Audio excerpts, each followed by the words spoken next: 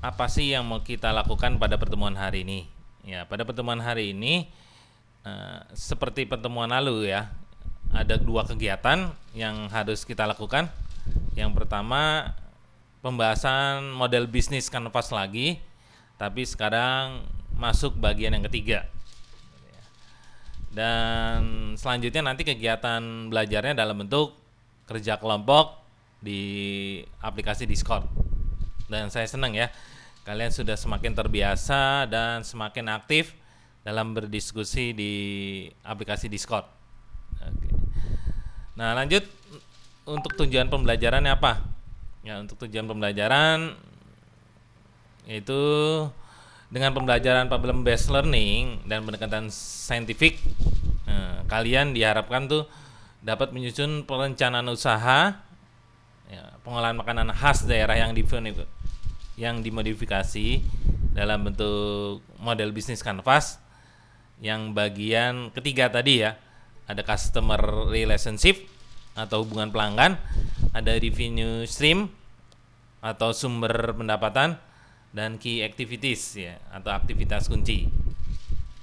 Ya, saya yakin kalian nih sebenarnya udah tahu gitu ya. Sebenarnya udah tahu, cuman karena pakai istilah bahasa Inggris jadi terkesannya sulit. Ya, ini tampilan model bisnis kanvas ya, atau kita singkat BMC. Nah, maka pada pertemuan hari ini yang dibahas adalah yang saya kasih kotak merah ini ya. Ya, dimulai dari customer relationship tadi, revenue stream, sampai key activities.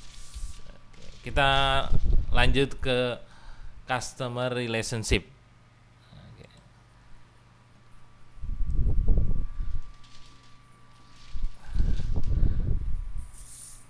Customer relationship ini adalah bagian yang keempat ya, atau blok yang keempat. Di Indonesia kan menjadi hubungan pelanggan. Apa sih definisinya? Gitu ya. Definisi sederhananya yaitu bagaimana caranya agar konsumen yang sudah membeli produk kalian itu menjadi loyal dan melakukan pembelian ulang ya, atau beli lagi dan beli lagi. Nah, sebelumnya saya ingatkan lagi ya, bahwa dalam pembahasan model bisnis kanvas ini kalian sudah dianggap mau menjalankan usaha ya.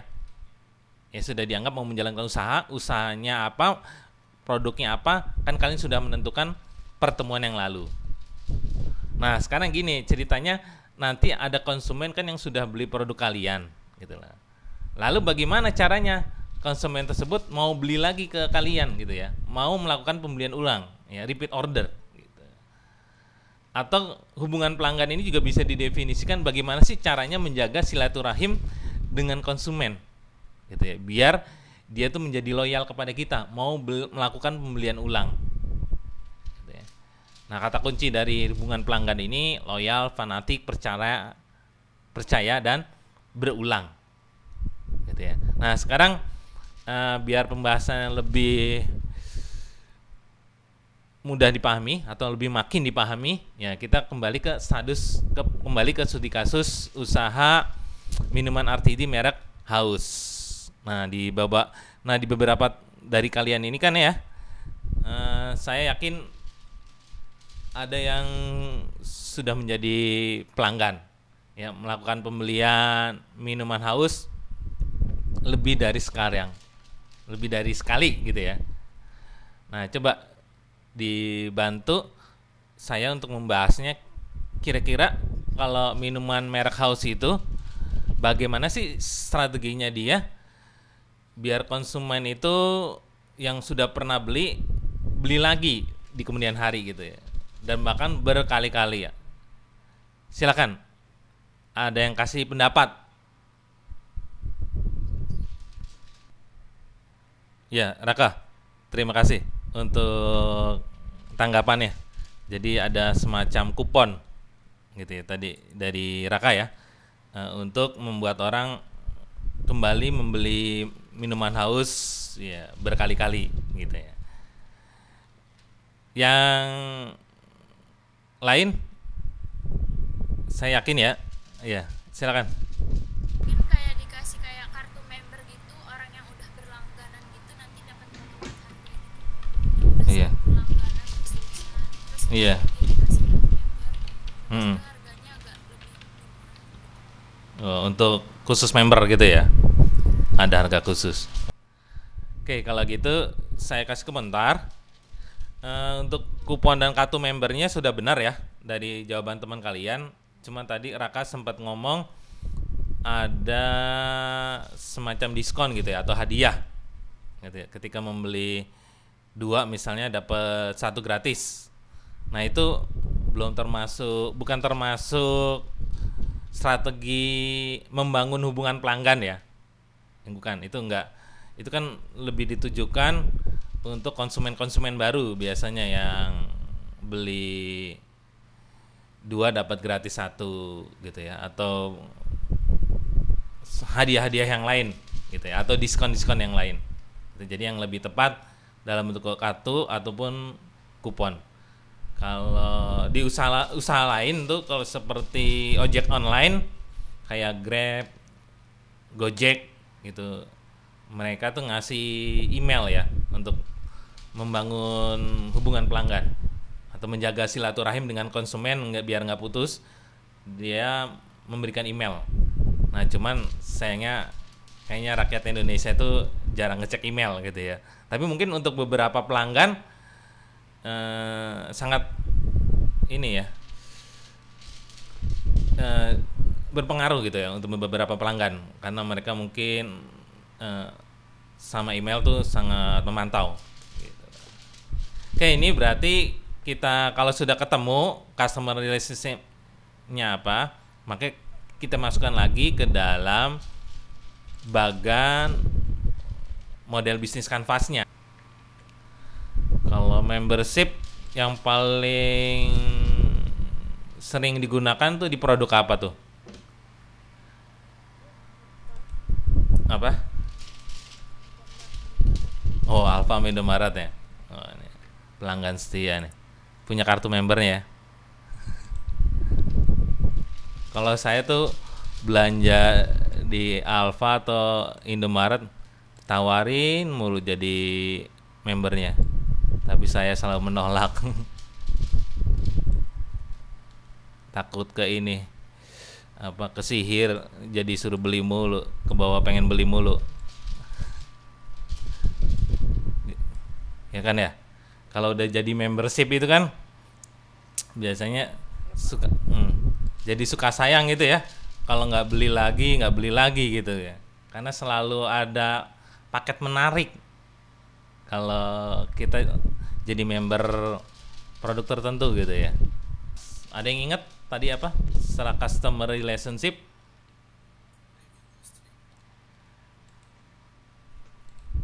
Revenue stream ya. Ya jadi gini, revenue stream itu kalau kita lihat di model bisnis kanvas itu letaknya ada di bawah ya. Nah, ini sekarang kita membahas di bagian ini, bagian bawah ini. Apa itu revenue stream? Di Indonesia kan itu menjadi sumber pendapatan. Nah, definisinya gampang banget nih ya. Dari judulnya udah jelas. Jadi menjelaskan bagaimana sih bisnis atau usaha itu menghasilkan uang atau mendapatkan uang. Kata kuncinya harus pendapatan, mendapat uang. Kembali lagi kalau ke house berarti sumber pendapatannya atau keuntungannya kalau mungkin bahasa usaha ya, itu didapat dari apa? Dari iya, dari penjualan produk ya. Tadi untuk sumber pendapatannya berarti penjualan produk gitu ya. Ada yang punya burung nih, enak nih. Jadi serasa di taman. Ya, kita lanjut ya ke berikutnya tentang key activities ya atau aktivitas kunci. Nah, ini sebenarnya juga mudah ya, dari judulnya sudah bisa ditebak apa sih definisinya. Ya, untuk aktivitas kunci sederhananya itu diartikan sebagai aktivitas kunci apa yang harus dilakukan oleh seorang pengusaha ya agar tercipta value proposition atau nilai tambah yang diberikan ke konsumen. Jadi aktivitas kunci itu turunan atau sambungan dari nilai tambah. Atau kuncinya itu prosedur, standar, operasional. Nah, kalau mau ngisi aktivitas kunci ini, ya kita harus ngecek kemarin itu kita nilai tambahnya ngisinya apa. Nah, misalnya di pembahasan lalu ya, di studi kasus minuman haus kan sudah kita sepakati value proposition-nya ya, atau nilai tambahnya itu murah, varian rasanya banyak, terus outletnya banyak gitu. Nah, maka apa yang harus dilakukan haus agar tercipta minuman yang murah, minuman dengan varian rasa yang banyak dan banyak outlet gitu. Silakan kita diskusi, bantu jawab saya. Pertama untuk murahnya dulu kali ya. Gimana dari si haus ini kira-kira yang dilakukan biar dia bisa membuat minuman yang seperti itu tapi tergolong murah.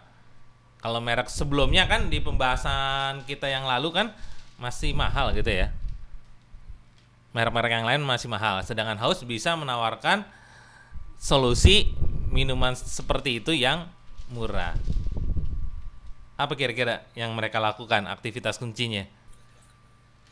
Milih bahan baku ya. Jadi pemilihan letak outlet ya. Kalau yang merek lain kan memilih di dalam mall gitu ya. Nah, itu berimplikasi ya atau akibatnya biaya sewanya jadi tinggi. Sedangkan kalau merek haus memilih outlet yang letaknya di luar mall yang pas gampangnya gitu ya. Ya, luar mall yang biaya sewanya dengan lebih rendah. Pembelian bahan baku dalam jumlah yang besar ya. Oke. Jumlah besar.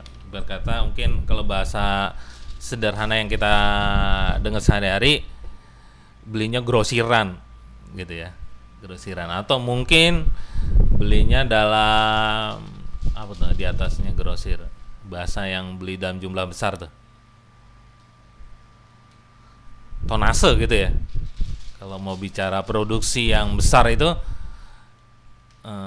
skala pabrik gitu, itu udah beli bahan bakunya tonase, jadi 1 ton gitu sekali satu beli bahan baku. Jadi beli gulanya 1 ton misalnya gitu ya, beli coklatnya 1 ton. Nah, itu kan harga bahan bakunya jadi bisa ditekan. Jadi dalam istilah di apa bisnis ya, bikin produksinya itu produksi massal. Jadi kalau kalian masih ingat materi BEP, break even point, nah salah satu untuk mengejar biaya yang rendah itu kan produksinya ditingkatin.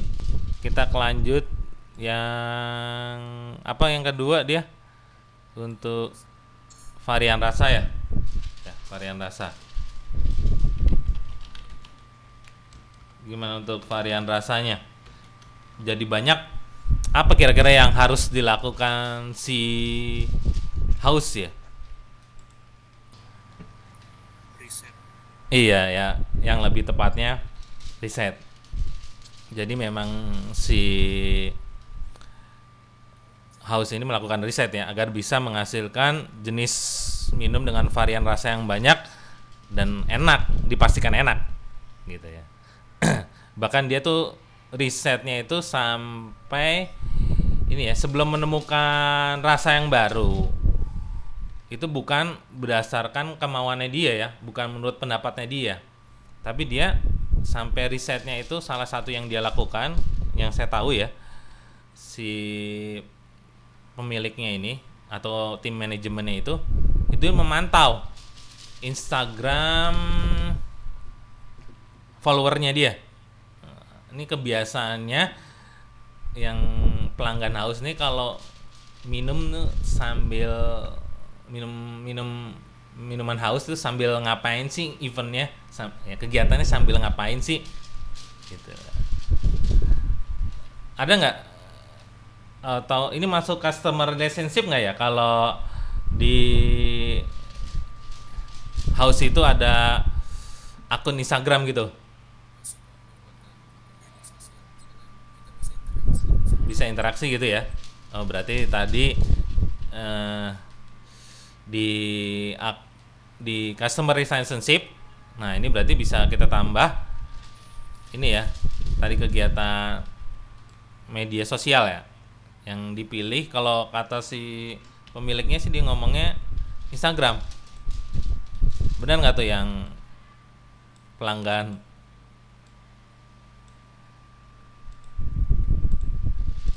Minuman haus. Ya kita tambahkan berarti di sini berarti bisa ya. Tadi ya. Di sini ada saya tulisnya medsos ya. Saya persingkat. Oke. Kembali kemana tadi? Varian rasa ya. Sedang melakukan riset. Oke. Terus yang berikutnya, dia memiliki outlet banyak. Yang pastikan kan si pemilik outlet house ini kan nggak langsung tiba-tiba banyak ya, pasti dimulai dari satu dulu, terus bertambah satu lagi. Nah, biar outletnya bisa banyak dan mudah dijangkau banyak konsumen, apa kira-kira yang dilakukan dia? Jadi dia lebih senang pembukaan cabang. Lebih senang dengan menggunakan pembukaan cabang karena dia sangat concern dalam menjaga kualitas. Dan memang salah satu kelemahan franchise itu kadang kualitas belum tentu terjaga gitu ya, karena kan yang ngejalanin nanti walaupun mungkin pegawainya dari pusat, tapi kan pemiliknya udah beda tuh kalau franchise. Nah, bisa jadi nanti perhatiannya kurang, jadi kualitas kurang terjaga.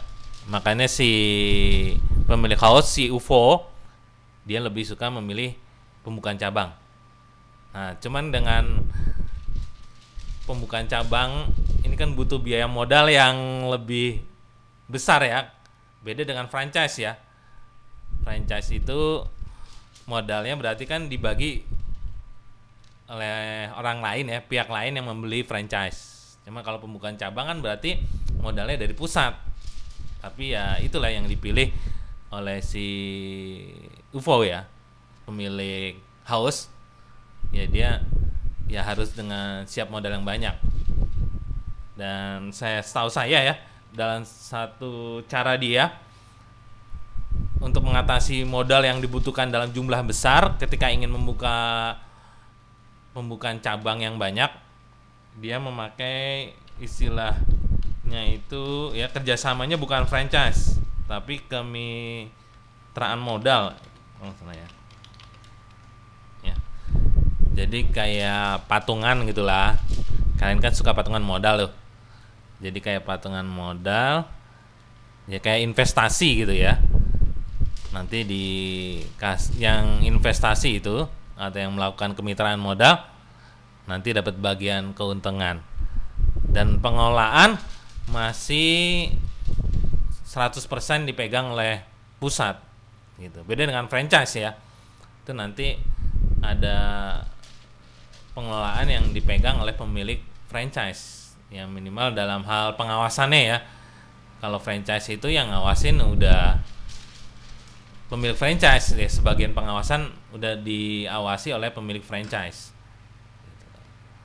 Oke, tidak banyak pembahasannya tentang aktivitas kunci. Langsung aja kita terapkan sekarang di BMC-nya ya. Untuk yang murahnya ya, ini